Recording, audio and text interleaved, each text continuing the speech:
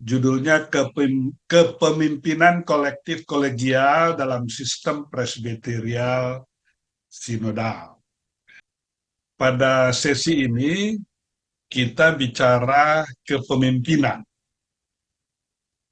Ada satu teori dari seorang ahli pembangunan jemaat, teolog Belanda. Dia melihat bahwa satu jemaat atau satu gereja bisa bertumbuh, berkembang, terdiri dari 5 faktor.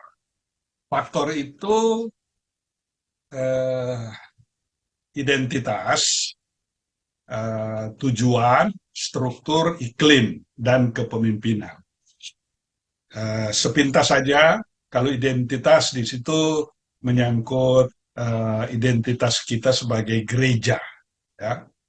Tujuan jelas kita punya visi, misi, tujuan, sasaran, kegiatan, struktur kita dapat lihat di tata gereja, lalu iklim itu budaya ataupun juga suasana dalam ber-GPIB itu seperti apa. Ini saya kira dalam proses belum baku sebagai sebuah gereja perlu kita bakukan. Budaya gereja GPIB itu seperti apa? Ya. Nah, kesempatan ini kita hanya bicara soal kepemimpinan. Jadi 4 yang lain itu tidak. Ya, oke. Uh, Kalau boleh saya tahu, mungkin uh, kepemimpinan yang dimaksudkan oleh saudara-saudara seperti apa? Ada yang mau share pikirannya, pendapatnya, apa itu kepemimpinan? Cepat saja, ada? Ya, ada banyak macam teori tentang kepemimpinan. Ya. Ada yang melihat sebagai proses, ada yang melihat sebagai kepemimpinan visioner, ada yang transformasional, dan sebagainya. Ada 200 definisi kepemimpinan. Karena itu, atau dalam kesempatan ini kita definisikan itu kepemimpinan dalam sistem kolektif kolegial, dalam sistem presbiterial sinodal. Ya. Harus dibatasi seperti itu. Nah, kita punya masa lalu.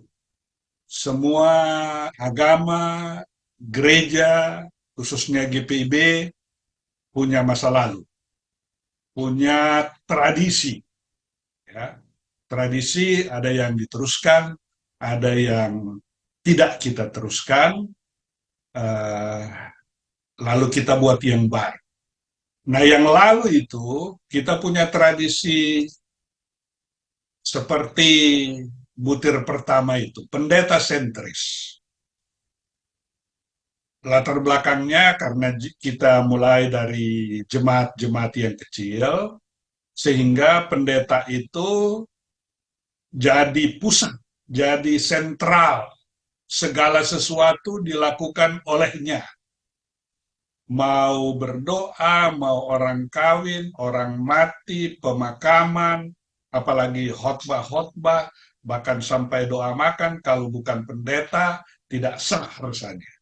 Itu model yang kita alami pada masa lalu. Yang kedua, parokial. Parokial itu pementingan pada paroki atau jemaat, seperti yang kita lihat dalam sistem kongregasional. Gereja-gereja Pentakosta semuanya pakai sistem itu. Jadi jemaat itu independen, ya. Dia yang Iya. menentukan teologinya, dia yang menentukan apa ajarannya, ya semua bertumpu pada jemaat itu, ya. Dan yang ketiga, paternalistis, sifat kebapaan, sifat pater kelaki-lakian itu kental, ya. Jadi baru sekarang kita melihat bahwa pendeta-pendeta perempuan itu begitu menonjol, bahkan lebih. Kalau dalam GPIB lebih banyak pendeta perempuan. Sebelum saya lanjut, apakah soundnya cukup jelas, Ibu Bapak, host? Jelas Pak Pendeta. Jelas Pak Pendeta, Oke, jelas. terima kasih. Jadi kolektif kolegial itu eh, satu sikap untuk meninggalkan sikap-sikap yang lama itu, ya. Kalau tadi pendeta sentris, sekarang itu eh, pemimpin bukan hanya pendeta, tapi secara bersama pendeta, penatua, diaken, ya. Bahkan kalau dalam sistem GPB itu kita mengaktifkan warga jemaat. Misalnya, unit-unit misioner, Pelkat itu kan sebetulnya warga jemaat. Tetapi mereka sebetulnya eh, sudah kita tempatkan dalam posisi sebagai pemimpin, walaupun mereka itu pemimpin dalam kategori usia masing-masing. Tapi mereka tetap berbeda dengan presbiter, karena presbiter itu pejabat gereja, dalam tanda kutip pejabat itu, jadi yang melangsungkan fungsi, ya, pelayanan gereja. Nah, mereka sebagai pelkat itu mereka juga melayankan, tapi hanya pada kategori tertentu, usia tertentu. Kalau anak-anak, jadi anak-anak, dia tidak, ke pelayan itu, pelayan kategori, dia tidak ditugaskan untuk PKB atau apa. Tapi kalau eh, presbiter, ya semua umat, ya, dia memimpin, menggembalakan dan sebagainya. Lalu parokial itu juga kita tidak memilih sistem itu lagi, atau tidak memakai sistem itu lagi, tapi kita memakai sistem presbiterial sinodal. Sistem ini banyak dipakai, atau semua gereja-gereja Protestan pada umumnya memakai sistem presbiterial sinodal. Karena sistem presbiterial sinodal ini sebetulnya pilihan dari beberapa sistem yang lain dengan segala kelebihan dan kekurangannya. Kalau bicara sistem, semua punya plus dan minusnya, ya. Lalu sistem ini boleh dikata sistem yang terbaik dari sistem-sistem pemerintahan gereja yang lain. Sama seperti dalam dunia sekuler juga, ya, semua sistem itu terbatas. Ada kelebihannya, ada kekurangannya. Lalu paternalistis itu diganti dengan, ya, kesetaraan, kesetaraan gender. Jadi kita sudah pada posisi di mana perempuan, laki-laki itu setara. Tinggal saja bagaimana para perempuan meyakinkan diri kesetaraan itu menumbuhkan, mengembangkan potensi dan kompetensinya supaya mereka itu memang penampilannya terlihat tidak kalah dengan pendeta-pendeta pria, laki-laki. Kesetaraan gender itu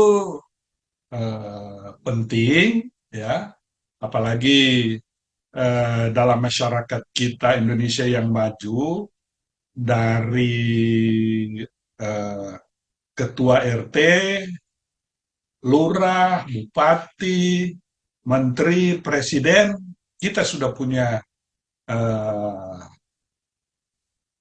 perempuan, wanita, ibu di dalam menunjukkan potensi dan kompetensi mereka. Ya. Itu sebabnya ya kita pilih sistem kolektif kolegial, tidak bertumpu pada satu orang, ya, tapi kolektif bersama-sama, kolegial, setara.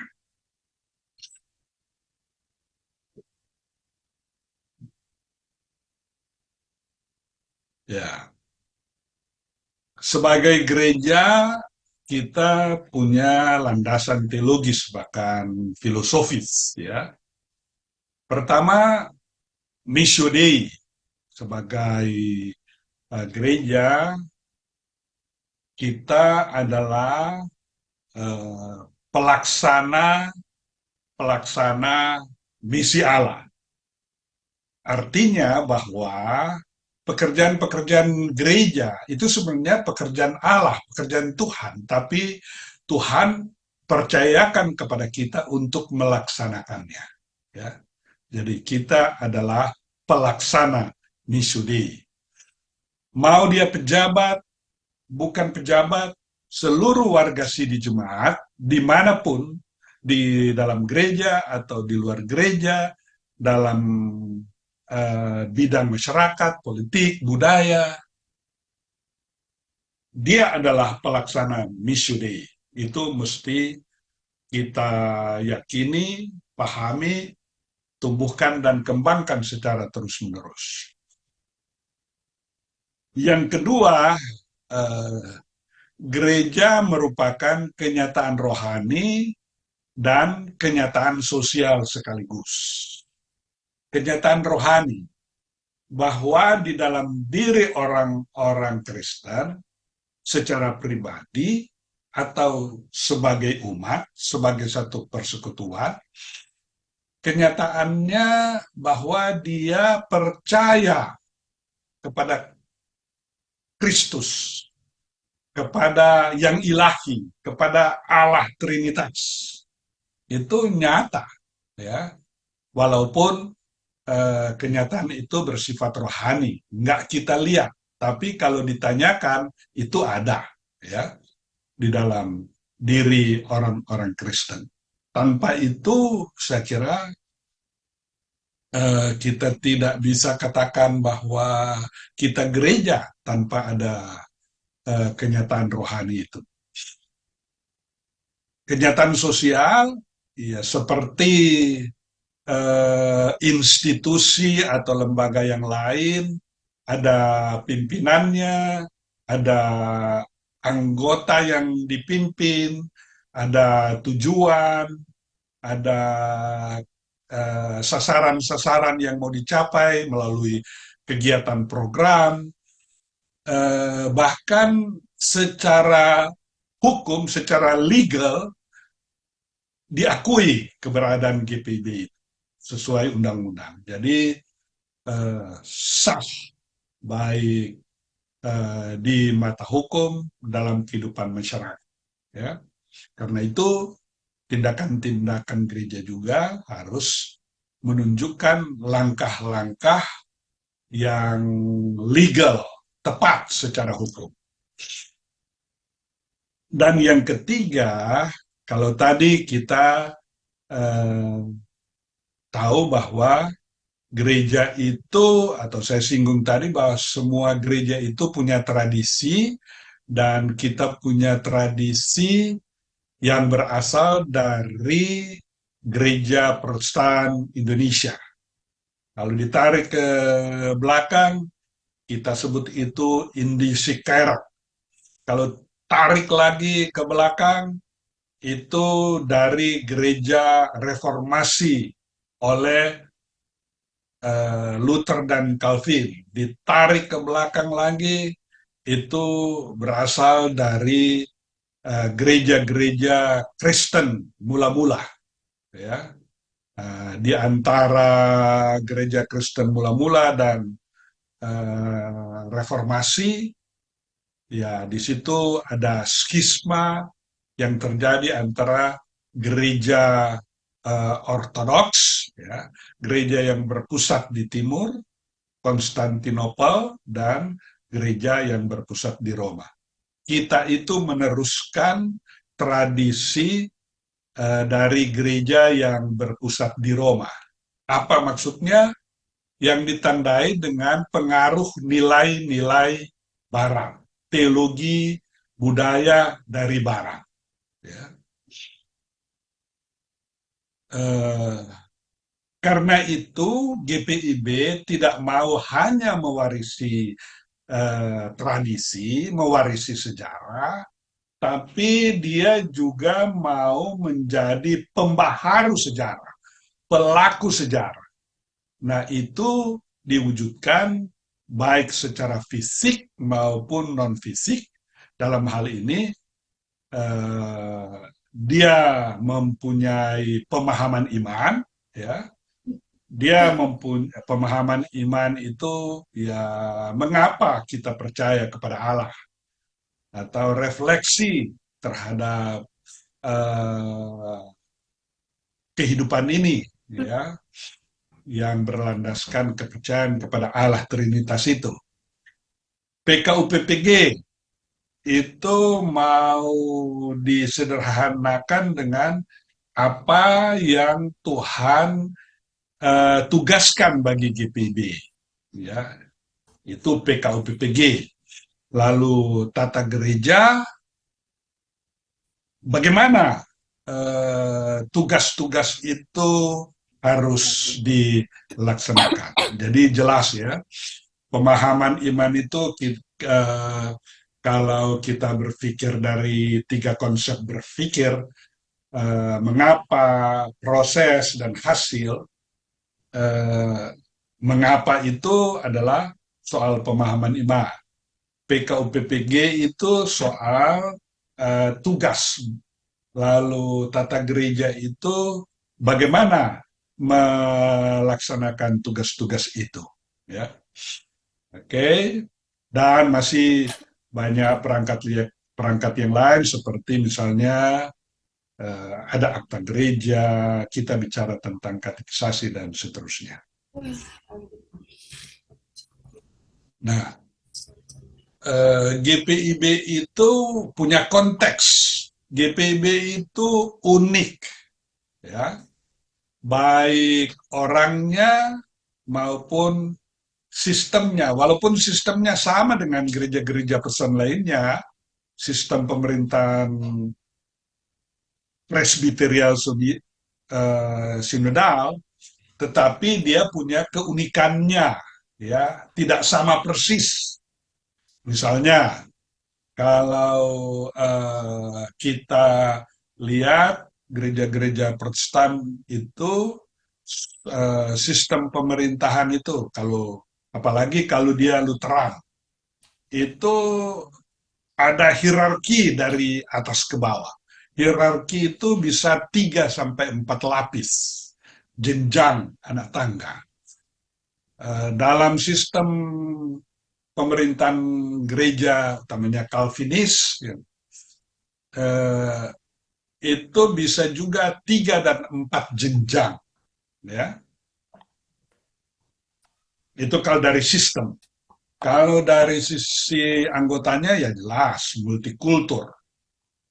Budayanya beda-beda. Bahkan dahulu atau sekarang juga saya kira masih ada, dalam keluarga GPB bukan saja ada yang dari suku Batak, eh, menikah dengan suku Minahasa atau Ambon, Timor, Kalimantan, Jawa, seperti itu. Tapi juga eh, agama yang berbeda juga ada. Misalnya istri atau suami yang bukan Kristen. Ya. Dulu di Medan, ya, ada seorang profesor eh, dalam bidang hukum, dia pengacara sangat dikenal di Sumatera Utara, Universitas Sumatera Utara itu mengenal nama beliau ini karena dia profesor dalam bidang hukum. Dia sendiri adalah warga jemaat GPB Immanuel. Tetapi anak-anaknya, suami, anak laki-laki dan perempuan, semuanya itu Muslim. Tetapi perlakuan mereka terhadap ibu ini sangat-sangat baik. Dan juga dalam keluarga mereka sebagai eh, orang Indonesia, mereka sangat menghargai satu dengan yang lain. Tidak pernah terdengar ada konflik dari rumah keluarga mereka itu. Seperti itu. Ya, sekarang itu saya kira juga uh, masih ada seperti itu ya. Pewaris tradisi jelas juga termasuk aset, aset secara fisik. Ya. Tetapi kalau dalam pendirian GPIB tahun 48 yang nanti 75 tahun genap tahun ini, kurang lebih gereja yang diwarisi itu ada 50 sekian karena ada 52 jemaat atau sekitar itu 52 atau 53. Jadi gereja itu sebanyak itu juga yang diwariskan. Dan sekarang kalau kita lihat berapa jumlah gereja GPB, ada 326 atau lebih mungkin. Pasti kalau di persidangan sinode nanti sudah lebih. Jadi ada 6 kali lipat atau 6 sampai 7 kali lipat dibandingkan dengan waktunya berdiri. Ya. Dan kita tahu bahwa aset-aset itu adalah hasil dari pemerintah kolonial ketika dia mengambil cengkeh, pala, kopra, atau kopi dari Indonesia Timur atau Indonesia bagian Barat. Dibangunlah gedung-gedung itu.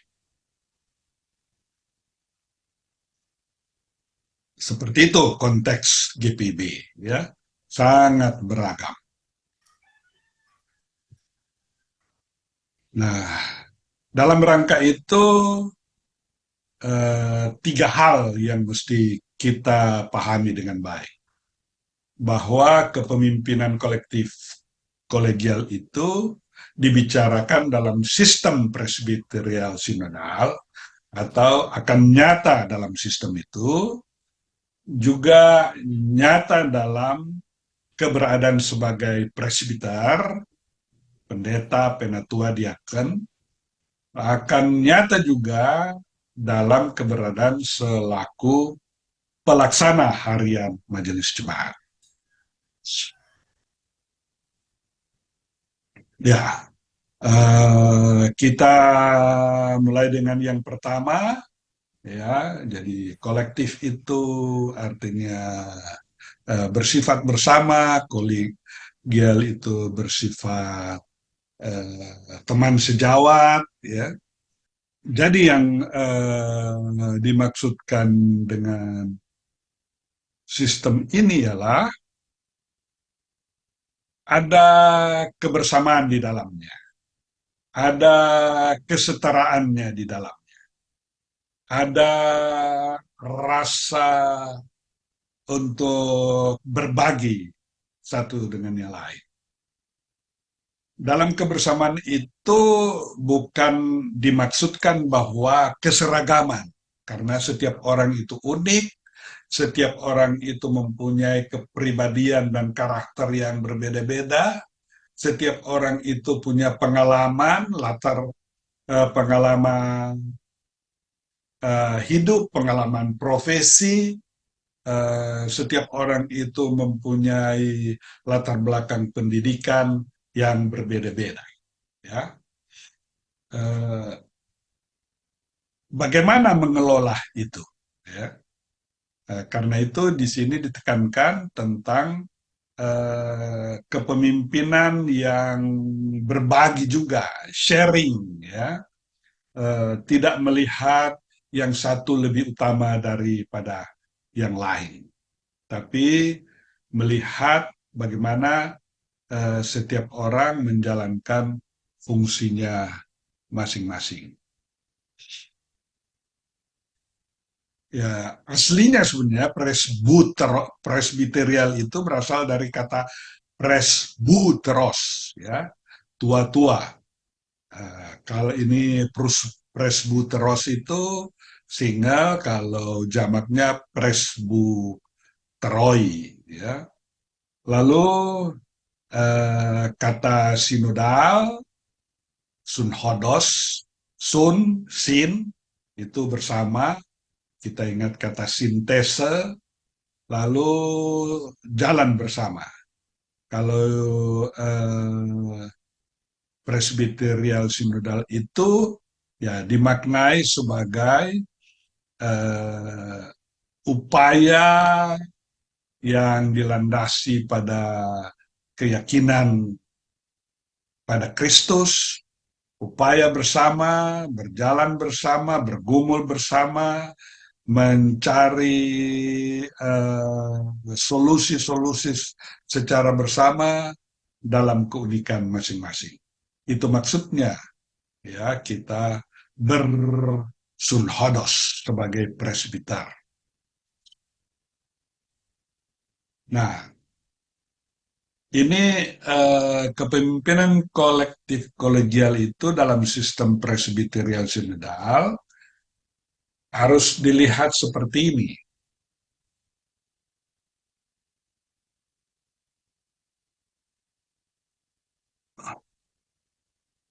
Jadi ada dua lapis, ya, dalam lapis atau lingkup atau tatanan, bisa juga begitu, dalam hal pengambilan keputusan. Sebuah organisasi kita mesti tahu di mana keputusan-keputusan itu ditetapkan atau diambil. Ya. Nah, dalam hal ini kita bicara lebih dulu lapisan jemaat setempat atau lokal. Di situ dalam lapisan itu terdapat sidang majelis jemaat. Sidang majelis jemaat itu dia mengambil keputusan dan membuat keputusan dan menetapkan hal-hal yang strategis, hal-hal yang substansial, ya, itu dalam sidang majelis jemaat. Di situ sebagai presbiter, ya, dan anggota majelis jemaat, dia tidak berpikir hanya jemaat secara lokal, tapi dalam kerangka sistem presbyterial sinodal, dia berpikir juga tentang jemaat-jemaat yang lain, jemaat GPB yang lain, yang ada di wilayah-wilayah atau provinsi yang lain, atau sebagai majelis jemaat dia mesti berpikir GPIB secara utuh, ya. Karena kalau dia cuma memikirkan jemaatnya, ya itu sebetulnya dia seperti gereja Pentakosta yang hanya mementingkan jemaatnya sendiri. Ya.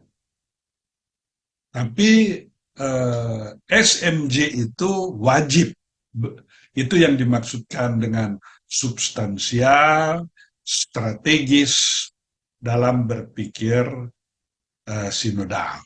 Bukan hanya dirinya. Kalau masih begitu, ya nggak beda, tidak berbeda dengan masa lalu kita yang tadi disebut paternalistis, parokial, pendeta sentris, dan sebagainya.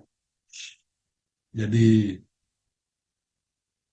anggota majelis jemaat bersidang dalam sidang majelis jemaat, memutuskan dan menetapkan hal-hal yang bukan saja menyangkut jemaatnya, tapi juga lintas jemaat, bahkan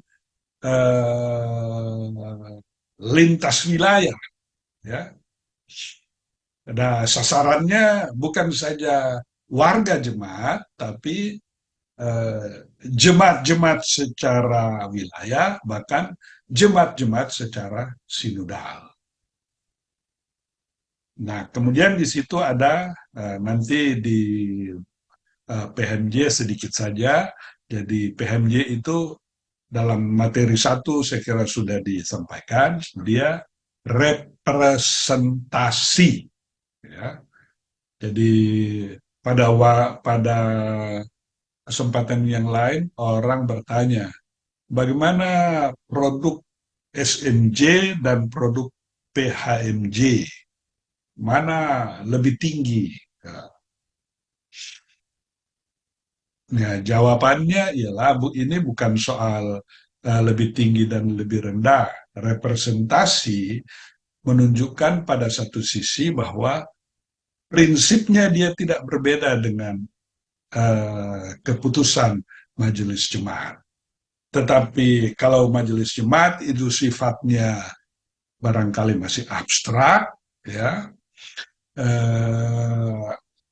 PHMJ mengkonkretkan dengan kegiatan-kegiatan pelayanan baik dalam program ataupun juga kegiatan-kegiatan rutin, baik yang dilakukan hari per hari ataupun juga yang dilakukan secara berkesinambungan.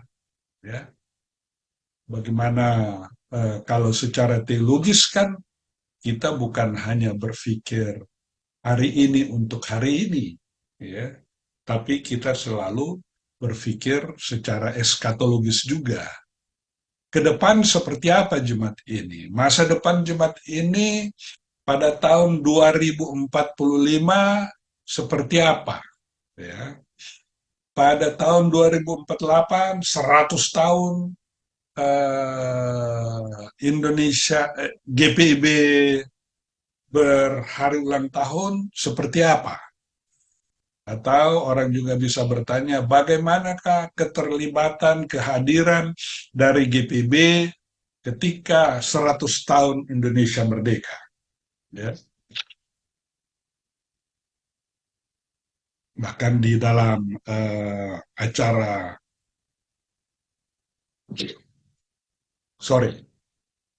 dalam acara secara dunia,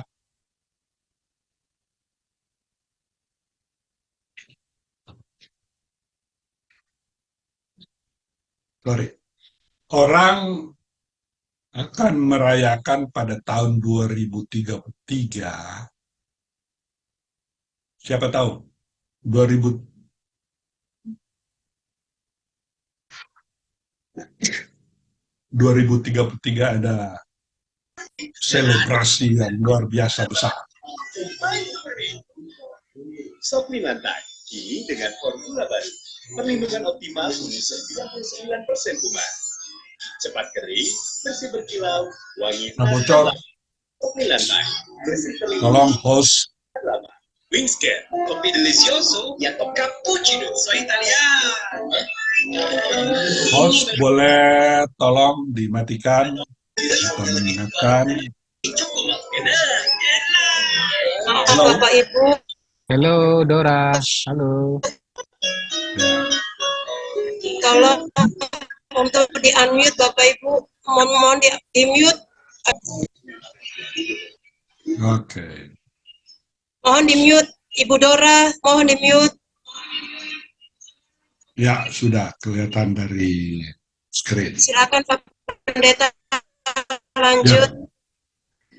Jadi pada tahun 2033 orang Kristen akan merayakan satu selebrasi 2000 tahun Yesus bangkit. Waduh, seperti apa itu ya?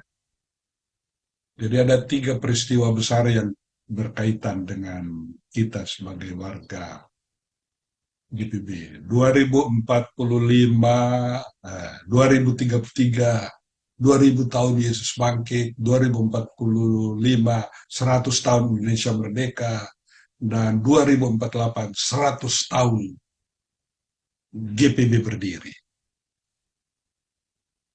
Ya,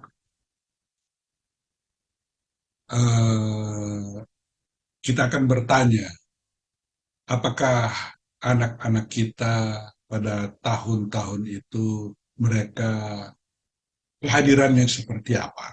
Ya, apakah orang-orang Kristen di Indonesia sangat berperan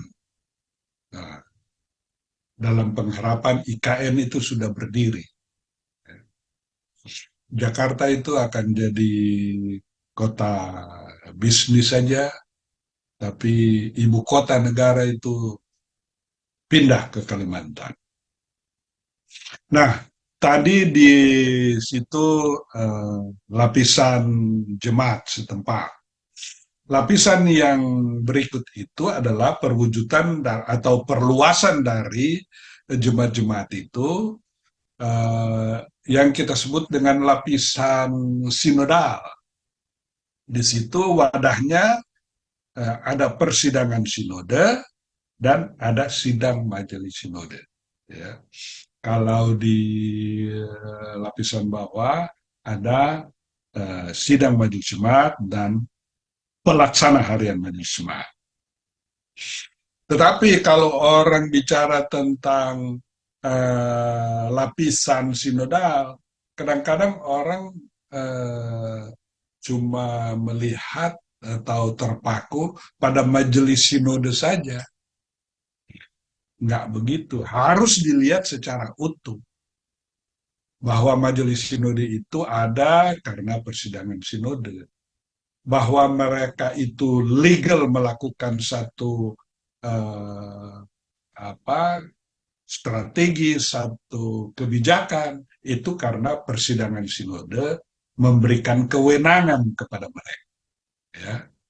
Kalau tidak ada, jadi kalau jemaat-jemaat itu keberatan, boleh saja, tapi jemaat-jemaat juga mesti bertanya, apakah dia bertanggung jawab kalau umpamanya dia sendiri melakukannya, memutuskan, ya, tapi kemudian mau dia sendiri melanggar atau mengajak majelis sinode melanggar, misalnya. Jadi wadah pengambilan keputusan ada di 2 lapisan ini.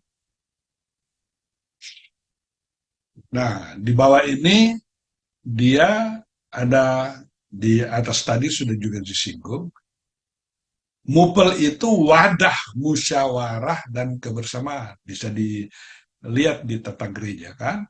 Ya. Jadi bedanya dengan yang di atas itu adalah musyawarah pelayanan tidak dengan sendirinya punya kewenangan seperti klasis dulu atau dalam struktur yang lain, bahwa dia itu di atas jemaat-jemaat berwenang untuk mengatur jemaat-jemaat.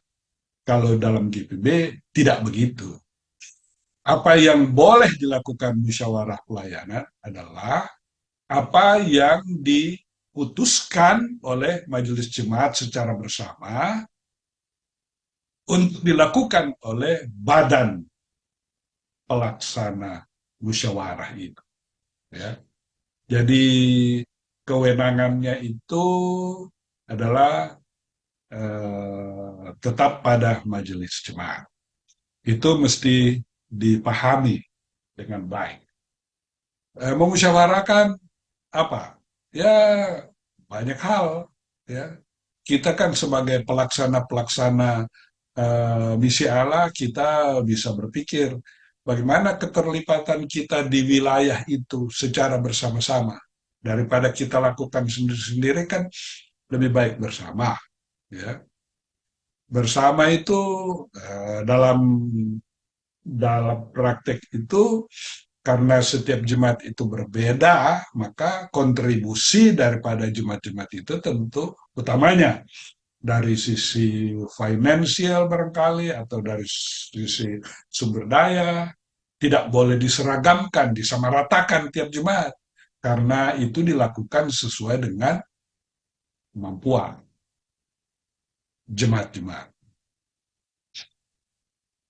Nah, yang kedua itu selaku presbiter, kepemimpinan kolektif kolegial selaku presbiter GPB.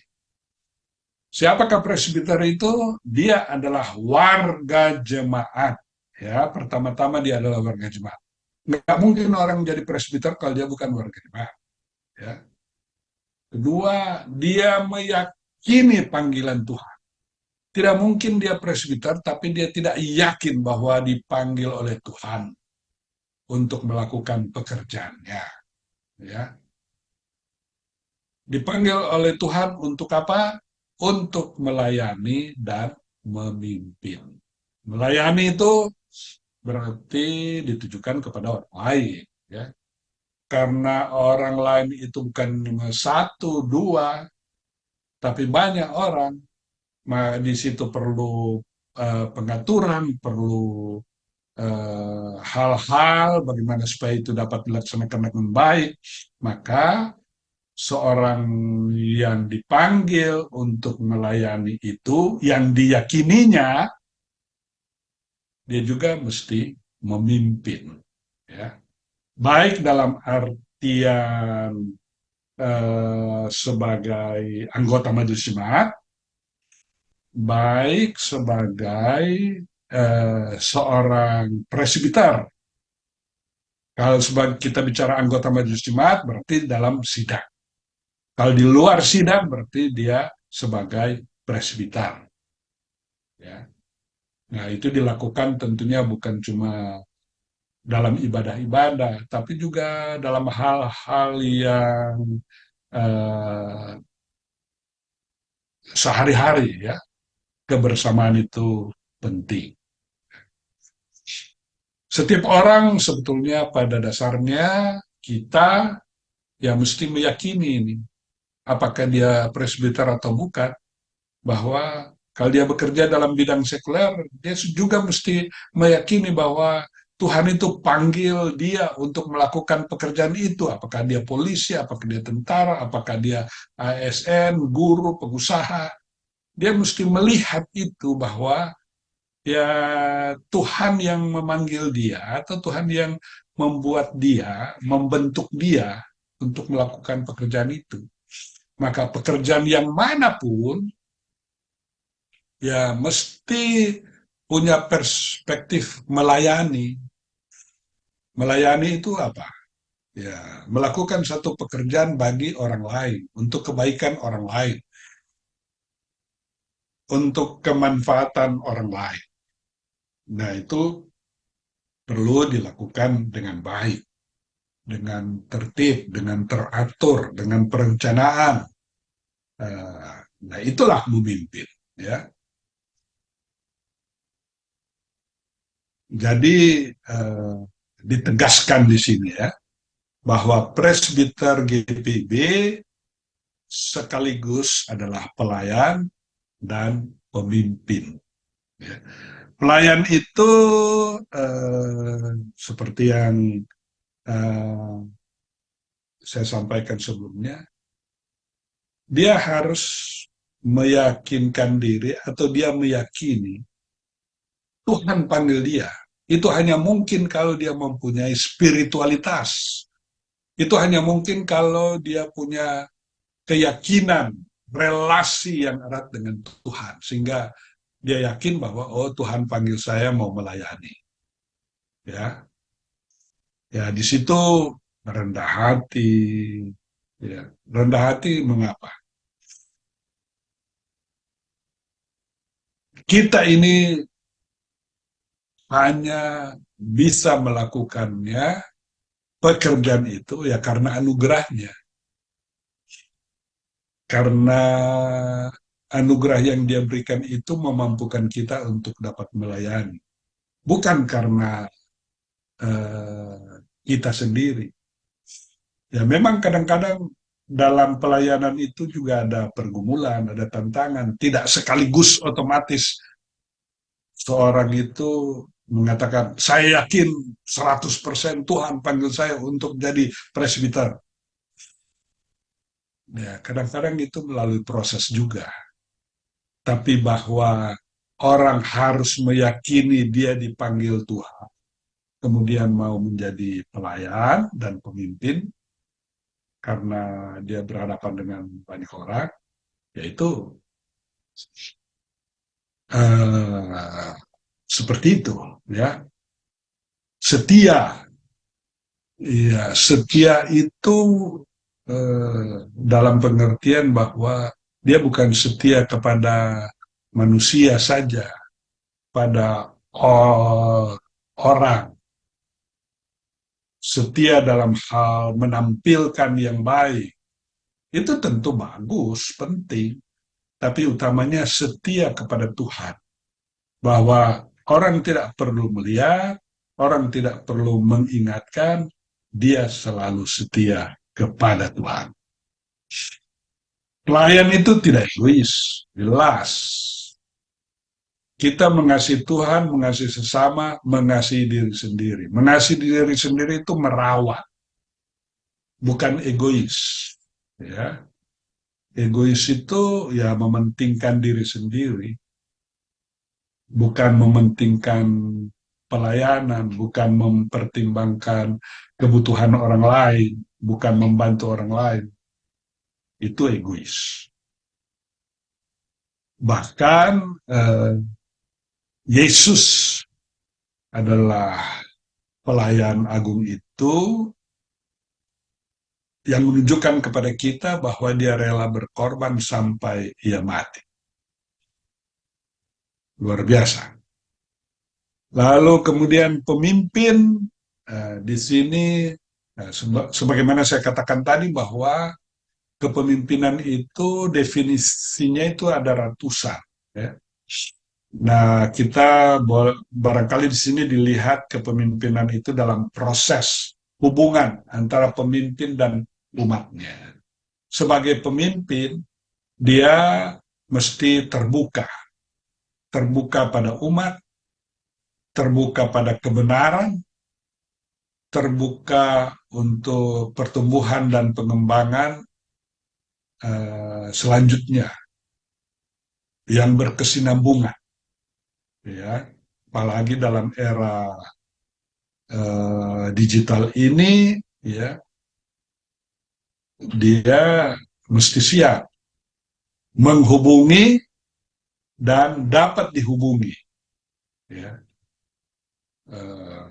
Kadang di era disrupsi ini di mana banyak pengetahuan, pekerjaan yang tadinya kita tekuni sekarang nggak ada. Atau banyak pekerjaan, pemikiran yang tadinya nggak ada, sekarang ada. Nah, seorang pemimpin, dia mesti terbuka dengan hal-hal ini. Atau dengan ungkapan lain, punya daya adaptif yang tinggi, punya ketangguhan yang kokoh. Dengan cara itu, dia menjadi pelayan dan pemimpin yang baik. Ibu Bapak, sekarang dalam tata gereja itu ada yang disebut etika pelayanan presbiter GPB. Ada 13 butir. Kalau dibilang etika itu berarti perilaku yang baik. Tapi perilaku yang baik itu memang ditujukan kepada sesama, terhadap juga alam semesta ini. Tapi didasari pada keyakinan kepada Allah. Itu etika.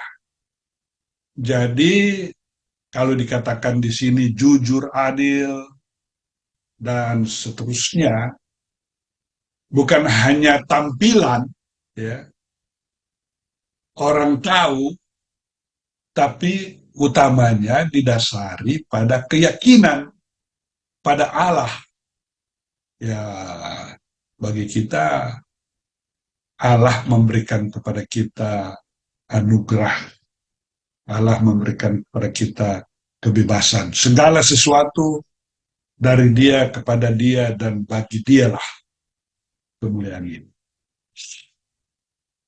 Seorang presbiter wajib jujur. Ya, di mana-mana juga, saya kira, apalagi di gereja.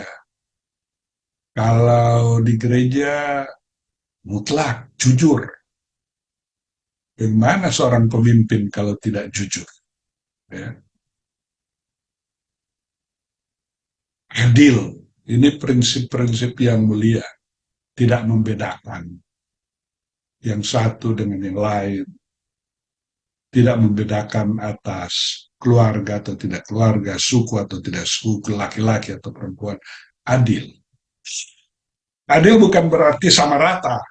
Ya. Enggak bisa juga. Adil itu tidak bisa dimatematiskan, misalnya. Kalau si A kita beri 2, si B diberi 2. 2 apa dulu? Ya. Karena tiap-tiap orang punya keunikannya. Ya.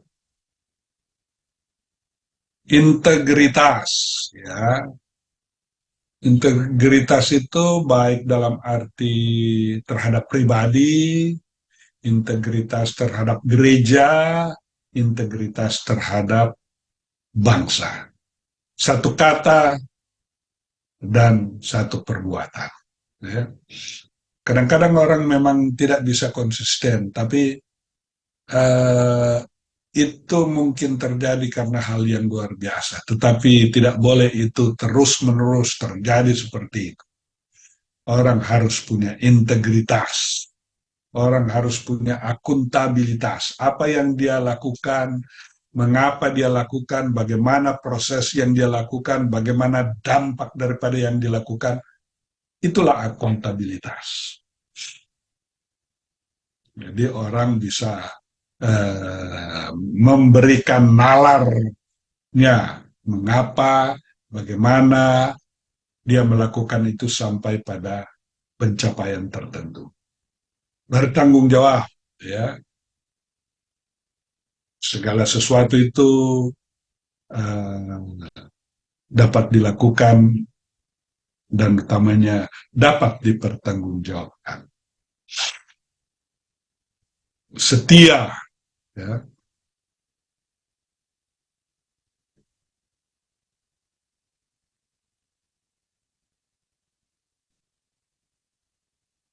Setia itu bukan saja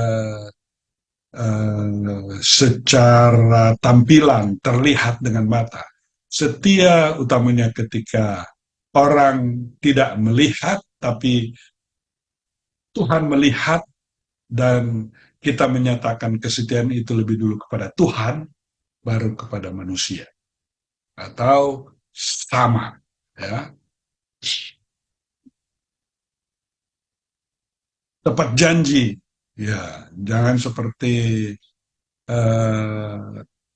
orang-orang yang mau jadi calon legislatif, kemudian membuat janji-janji manis yang dia sendiri tahu bahwa itu tidak akan dapat diwujudkan.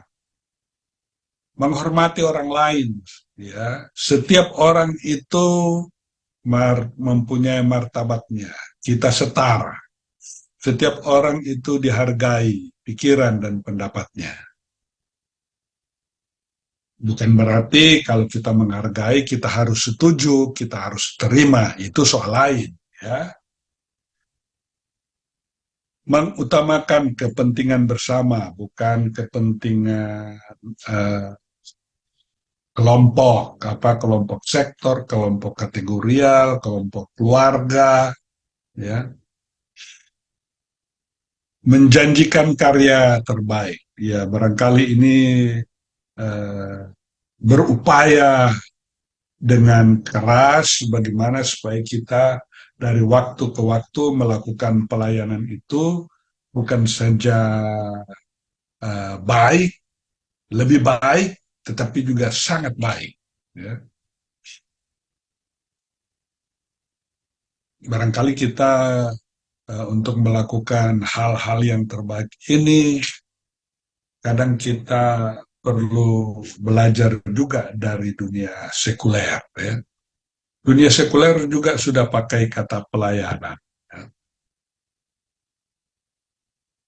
Tapi memang ada perbedaan yang substansial, kata pelayanan yang dipakai dalam gereja dan dalam dunia sekuler.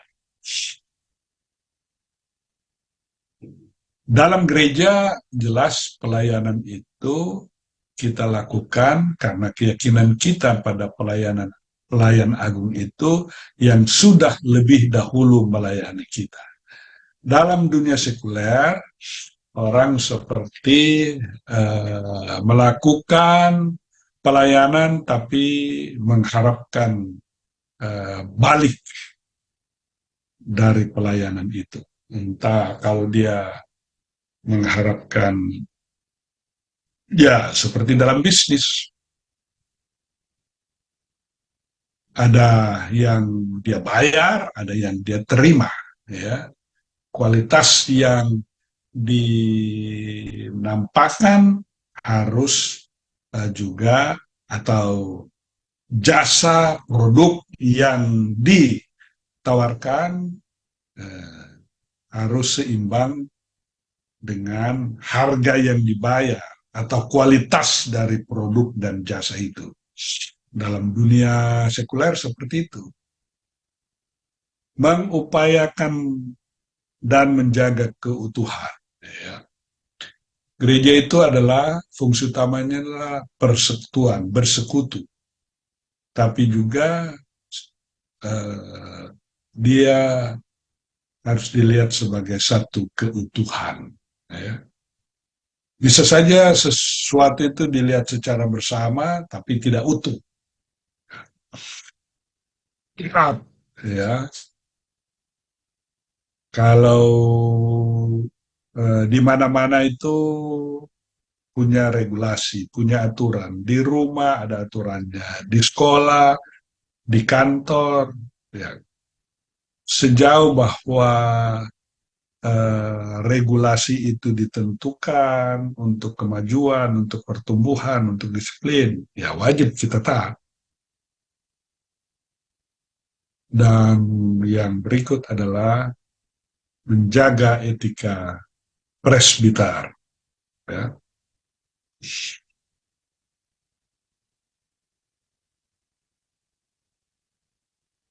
Nah, kalau kepemimpinan kolektif kolegial selaku PMJ, jelas terlihat kebersamaan itu dalam pembagian tugas. Ya. Dahulu atau sekarang juga masih terlihat dalam jemaat-jemaat kecil, semuanya itu terpusat pada pada KMJ, ya. Dia melakukan, tetapi kehidupan semakin maju, bertumbuh, berkembang, maka mesti dibagi-bagi, ya. Jadi, tapi ketika dibagi-bagi itu jangan beranggapan bahwa masing-masing itu punya kekuasaan, kewenangan mutlak terhadap bidang itu, tidak seperti itu, ya. Tapi pembagian tugas itu untuk pencapaian eh, tujuan yang sudah disepakati dan dilakukan dalam kebersamaan. Ya. Di sini Ibu Bapak, eh, kalau kita sedikit bandingkan dengan kehidupan sekuler, ya, kekuasaan itu dibagi-bagi. Legislatif sendiri, eksekutif sendiri, yudikatif sendiri. Tapi dalam jemaat, ya, kita tidak bisa bandingkan dengan satu negara yang rumit, yang kompleks. Semakin kecil jemaat, maka dia mestinya, ya, kepemimpinan itu sederhana saja. Ya. Yang penting bahwa fungsi-fungsi gereja itu dapat terlaksana. Fungsi gereja itu yang utama adalah bersekutu, ya, di situ bersekutu ada kebersamaan, ada saling membantu, tolong menolong, ada diakonia, ya, bagaimana tadi saya sudah singgung soal bagaimana mewujudkan pemberitaan itu dalam bentuk yang konkret, sehingga orang merasakan, mengalami kasih Tuhan itu. Lalu ada fungsi yang berikut, yaitu kesaksian. Ya. Bagaimana supaya gereja itu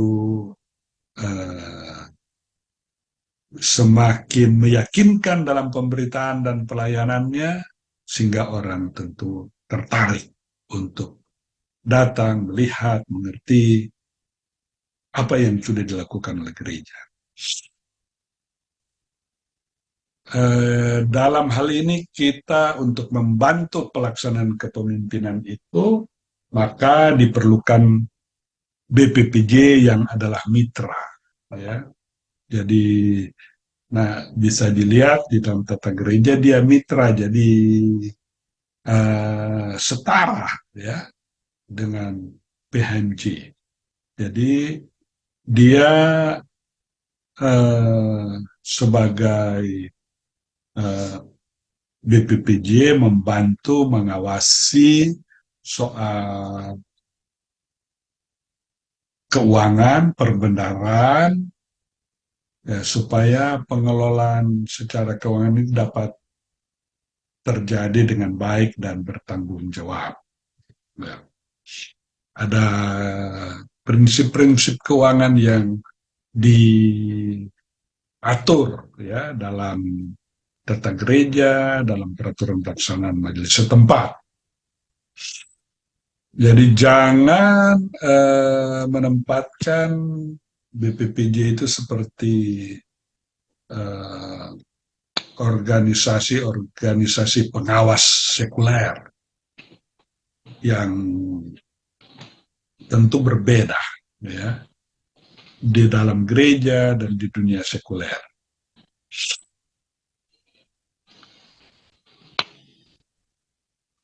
Ya, ini barangkali mengingatkan kita, Yesus itu sangat mengecam sikap-sikap moral keagamaan Farisi yang syarat dengan kewajiban dan peraturan, tetapi hati mereka jauh dari Tuhan. Jadi keberagamaan mereka itu sebetulnya hanya tampilan, bukan kedalaman spiritual dalam hubungan orang itu dengan Tuhan, bukan. Ya. Nah, iman presbiter dan pemimpin mengacu kepada Kristus selaku pelayan agung. Jadi kita harus bergerak dari Matius 23 itu, karena itu dikecam oleh Yesus, menuju apa yang disampaikan dalam Markus, ya, 10 ayat 43 sampai 45, yaitu dia datang bukan untuk dilayani, tapi untuk melayani. Nah, yang ini barangkali situasi terakhir kita, ya, dalam era digital, ya perlu edukasi secara terus-menerus. Kita tidak bisa terhindarkan dengan itu. Edukasi mana ini dong? supaya Jadi bawa dulu sebentar.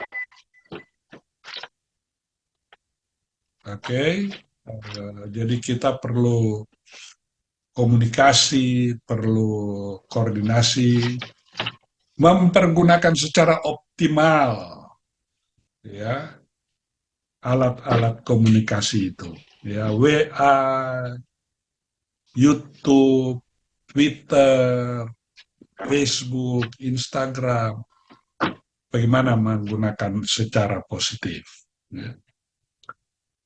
Baik sebagai keluarga maupun sebagai presbiter, ya.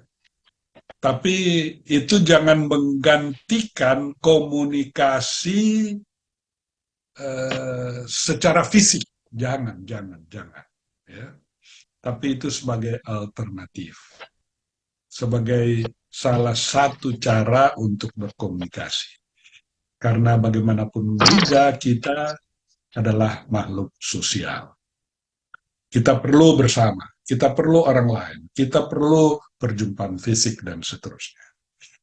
Saya kira sampai di sini, ya. Yang diperlukan ialah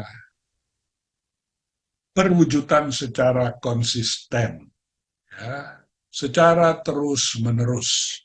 Ya, tentu di situ selalu ada lingkaran pastoral, ya, ada mengevaluasi, merefleksi, lalu kemudian mendapatkan solusi secara terus-menerus. Konsisten dan konsekuen. Konsekuen artinya ya memang kalau kita mau membangun jemaat, menumbuhkan gereja, ada konsekuensinya. Nah, misalnya kita pingin sarana, kita pingin infrastruktur untuk teknologi digital dan sebagainya. Ya itu kan perlu dan, ya. Nah, bagaimana kita mendapatkan? Nah, itu semua harus bermuara pada pertumbuhan kita sebagai anggota-anggota tubuh Kristus. Sekian dulu, terima kasih atas kesempatan yang diberikan. Kalau mau bertanya, saya persilakan. Saya kembalikan kepada host.